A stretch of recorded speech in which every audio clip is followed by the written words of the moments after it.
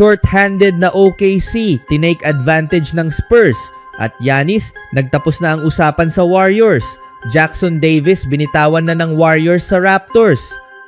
Karaniwan, hindi masyadong marami ang firsts kapag nagtatagpo ang dalawang team sa ikalimang laro ng regular season. Ngunit marami ang nangyari noong road game ng OKC laban sa San Antonio ngayong araw. Mas kulang pa sa karaniwan ang Thunder na nag-iwan lamang ng 5 manlalaro mula sa kanilang standard roster at 3 two-way players mula sa bench. Nakita natin ang unang pagkakataon na gumamit si Cason Wallace ng step-back mid-range jumper. Nakita rin natin ang unang pagkakataon na sinubukan ni Jalen Williams ang running floater sa lane. At nakita rin natin ang unang pagkakataon na ginamit ng 6'5" forward na si Brooks Barnhizer ang kanyang G.I. Joe na lakas para depensahan si forward na si Victor Wembanyama sa ilalim. At kahit ganoon, nagtapos pa rin ito sa isang bagay na pamilyar sa OKC. Natalo ang Thunder sa score na 116-106 na ikalawang beses na natalo sila sa Spurs sa 5 laro ngayong season. Ito marahil ang pinakamasakit para sa OKC, lalo't nabigyan nila ang sarili ng pagkakataon na makamit ang isa sa kanilang pinakamalaking panalo ngayong season. Nanatiling malapit sa Spurs ang Thunder sa buong laro at isang layup ni Wallace ang nagbawas sa kalamangan sa 6 na puntos. Ngunit hindi nagbago ang Spurs at pinanatili nila ang kanilang lead hanggang matapos ang laro. Pinangunahan ni Kenrich Williams ang Oklahoma na may 25 points at 9 rebounds, katuwang sina Jalen Williams na may 24 points at Aaron Wiggins na may 20 points. Binigyang diin ang husay ni Wiggins sa opensa, lalo na kung paano niya nalusutan ang matibay na depensa ng Spurs guard na si Stephon Castle, kabilang ang isang matalinong pump fake na humantong sa 3-pointer. Binanggit din ang desisyong iwanang bukas si Barnhizer sa 3 kahit mababa ang kanyang shooting percentage at ang kanyang hindi pangkaraniwang pag-angat mula high school hanggang maging unang NBA draftee ng Northwestern mula 1999. Nagpakita si Barnhizer ng kumpiyansa sa kanyang mga shots, kabilang ang isang wide open na 3-pointer at nagtala ng solid na performance mula sa bench na may 14 points, 5 assists at 3 rebounds sa loob ng 20 minutes. Kilala siya bilang isang selfless player na mahusay punuin ang stat sheet at kung patuloy nagaganda ang kanyang 3-point shooting, tataas ang tsansa niyang manatili sa NBA.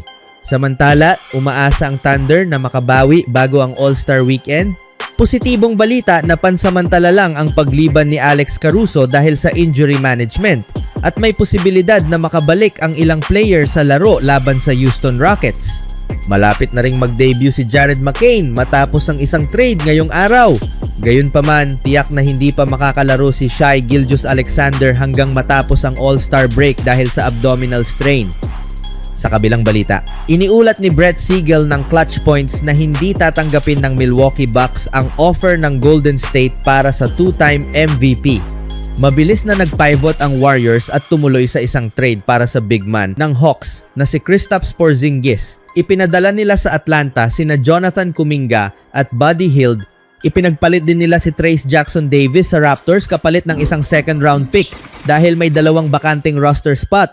Nagpasya silang gamitin ang isa sa pamamagitan ng pag-convert kay Pat Spencer mula sa 2-way contract. Ayon kay Siegel, isinulat naman ni Mark Stein na si J.K. sana ang magiging central sa anumang trade package ng Golden State para kay Giannis, na sa esensya ay nagpapatunay na wala na sa Giannis sweepstakes ang Warriors. Mukhang mapupunta siya sa Miami o Minnesota o kaya hindi siya maililipat hanggang off-season. Malamang ang sagot ay oo, pero may ilan na magsasabing hindi mo rin masisisi ang Warriors sa pananatili sa Giannis race hanggang sa sila ay tuluyang tinanggihan. Gayunpaman, mapapaisip ka kung ano sana ang nangyari kung nakita na nila ang malinaw na senyales kahit isang araw lang ng mas maaga. Nitong araw, nakuha ng Washington Wizards si Anthony Davis mula sa Dallas Mavericks kapalit ng isang package na pinangunahan ng isang late first round pick at isang heavily protected first round pick na malamang ay hindi rin matutuloy. Kahit isang first round pick lang ng Golden State ay mas maganda na sana kaysa sa package na iyon. Pero para gumana ang salary matching, malamang kailangan sanang isama ng Warriors sina Jimmy Butler o Draymond Green na posibleng naging deal breaker para sa kanila. Kahapon din, nakuha ng Utah Jazz si Jaren Jackson Jr. mula sa Memphis Grizzlies kapalit ng isang package na binubuo ng 3 first round picks. Mabigat ang presyong iyon Pero mas healthy at mas talented player si Jackson kumpara kay Porzingis, kaya maaaring mas mainam sana para sa Warriors na ibigay ang malaking bahagi ng kanilang draft capital para kay Jackson. Sa halip, nauwi sila kay Porzingis na nakapaglaro lamang ng 17 games ngayong season dahil sa Achilles tendinitis at isang karamdaman.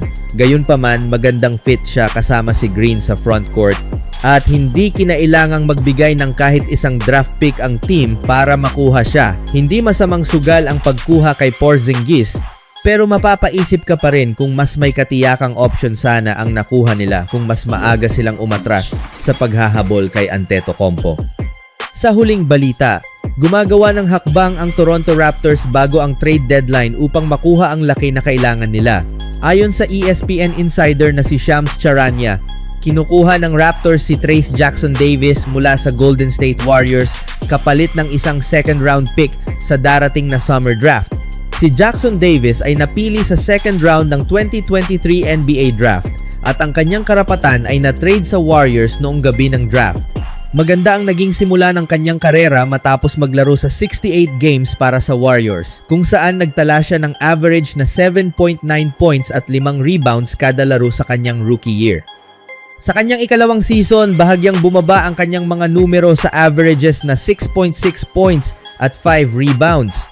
Gayunpaman, mas lalo pa itong bumaba ngayong season kung saan nag-average na lamang siya ng 4.2 points at 3.1 rebounds sa 36 games para sa Warriors habang nakakakuha ng 11.4 minutes kada laro.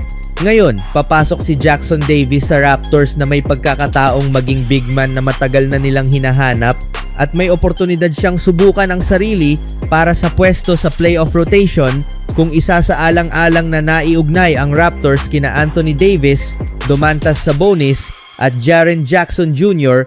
Ang pagsettle kay Jackson-Davis na isang reserve ay medyo nakakabitin.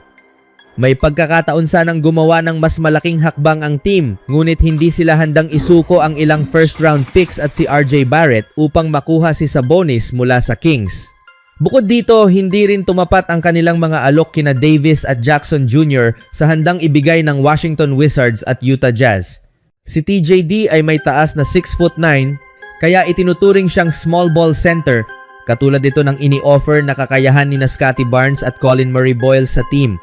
May pag-asa noon na ang makukuhang sentro ng team ay isang player na may mas malaking katawan na kayang makipagsabayan sa malalaking sentro ng iba pang Eastern Conference playoff teams. May posibilidad pa rin gumawa ng isa pang trade ang Raptors bago ang deadline, ngunit sa ngayon ay mukhang hindi nila madadagdagan ng sapat ang laki na kailangan nila upang makipagkumpetensya sa postseason. Kailangan pa ring dumaan sa physical si Jackson-Davis bago tuluyang makumpleto ang trade. Hindi siya makakalaro sa laban ng Raptors kontra Chicago Bulls ngayong Biyernes sa Scotiabank Arena